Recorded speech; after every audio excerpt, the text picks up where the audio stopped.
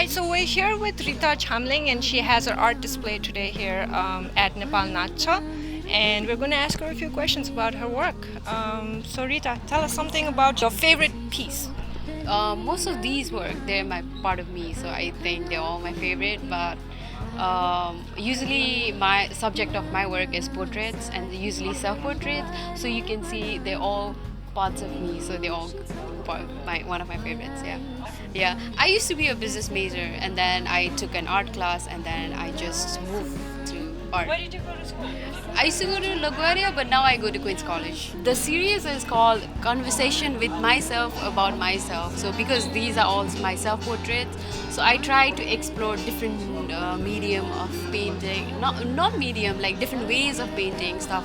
And I really believe in this unconscious way of painting that you don't control yourself. Like I know I'm making a portrait because that's my go-to subject, but see, for me this is like something that I can make like just like that without really thinking about it, without thinking if the eyes are in the proper place or not, and that's when it comes out very beautiful, this unconscious part of me.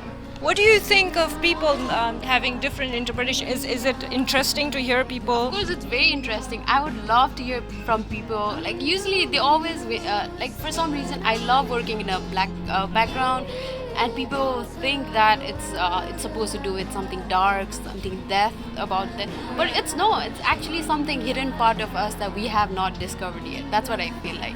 Right, interesting, yeah. Well, you see, I could see the same thing from this picture too. It's a little bit. It's a I feel like it's more like you're immersing yourself out of the black from the dark. You're coming You're out coming of the out, dark, yeah. yeah. And something like you self-realization and self-discovery, I would say. interesting. And what about this? Is what this is oil on canvas or These are all acrylic on canvas. okay? And this is like This is also an acrylic base, and I have put charcoal drawing and then just run over it. And this is all acrylic medium that just run over it. And I usually paint it vertical so that it paints. And I love the quality of the property of the water or liquid that flows. And so I was just going with the flow. I wasn't thinking about it. wow, it's pretty good for a first class project. Thank you, I guess. I think so. Is it a woman or a man? It could be anything. But I think it's yourself. You think so? Yeah. I see a resemblance of you in it. Oh yeah, Your because face. that's because I was like hours and hours of working in a studio. There's no one around you for like when I'm making a sculpture, I would like to think, oh, here's a certain way, and then I take my pictures of myself and then look at it that way and then like translate it in the sculpture. So yeah, maybe. Yeah. In paintings, I would say Francis Bacon is like one of like his paintings are so distorted yet it's so beautiful, and then that's what I like about paintings. That are like repulse people, but I find something beautiful in them. Right now, I feel like I should not sell them. Okay. Sometimes I feel like I don't have enough stories. I feel like I should just get rid of them, but they're like my children, so I don't want to Would you get rid of them? No. That's why I can't put a price on them. They're like my children, so that's why when I think about people suggest that all the time. They're like, oh, sell yourself. That's how people know about you. But I feel like I don't know. Maybe that time will come. I'm still waiting for the time. Yeah. Yeah. It's a journey, I guess, Yes. right? Yeah, yeah, You of can't push yourself. All right. Thank you so much, Thank Rita, you. for Thank you talking very with much. us, and Yes. we'll see more of her work maybe in the next show. Thank you. Thank you. Okay. Hi, we're at the Amir Sweets Delight stall, and we have here today Amir. Amir. So Amir. you are Amir. I'm Amir. Okay. All these are made by me, and I have some helpers here. So all these are homemade. Okay, so you're a baker. Yes, I'm a pastry chef. Nice. Okay, and are you trained or I'm a trained pastry chef. Yeah. Nice. Here in New York. Yes. Wow. Do you have a stall? I mean, do No, you I have work in store? a restaurant. Okay. I have my own stall, but this one is like just home based, as like a side business as plus fun. Okay. But my full time job is in a restaurant.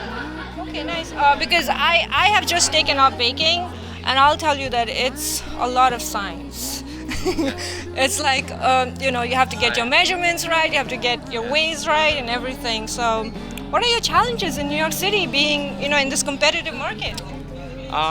Challenges. It's for me. I don't know. If you love like what you do, like I don't know, the challenges comes is like you can like easily overcome those challenges. Right. Like for me, like I haven't faced any like big challenges till now.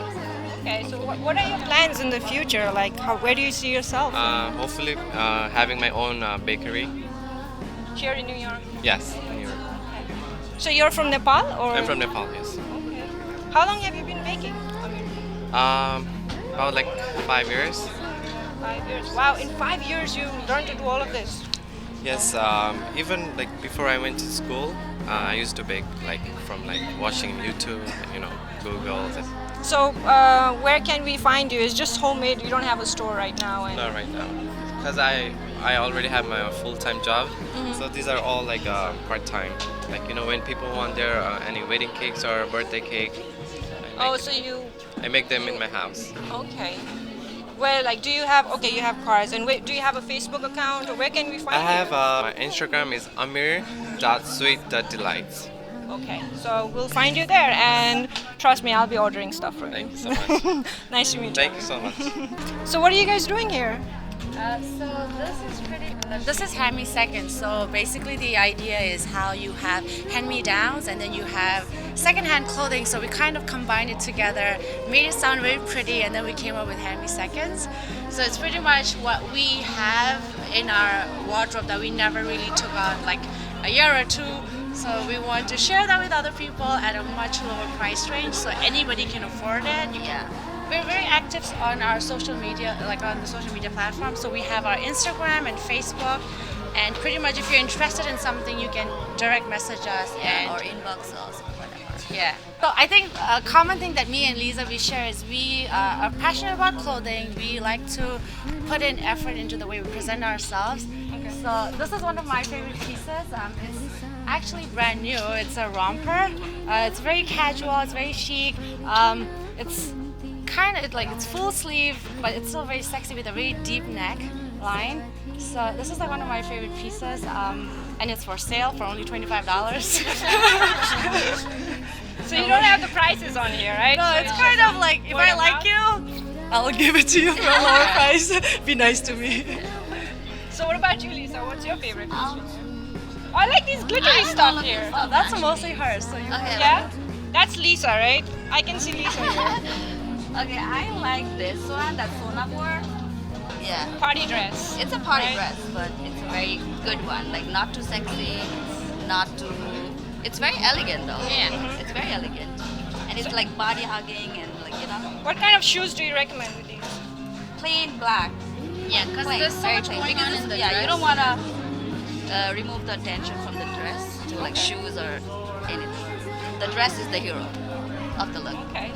Tell us about something about yourselves, like about your fashion sense and how this is obviously done out of passion, right? Yeah. Because I know Lisa, she's a fashion diva herself, Oh my God, right? please. So tell us about the passion that you guys carry. Well, I just like The city? Is it New York City? Is it? It is very New York City. It's very New York City. I was born and raised in Nepal. Till up to my 10th grade, I went to a boarding school. I always had to wear uniforms. Right. So when I was able to finally dress up every day to college, I was like so excited.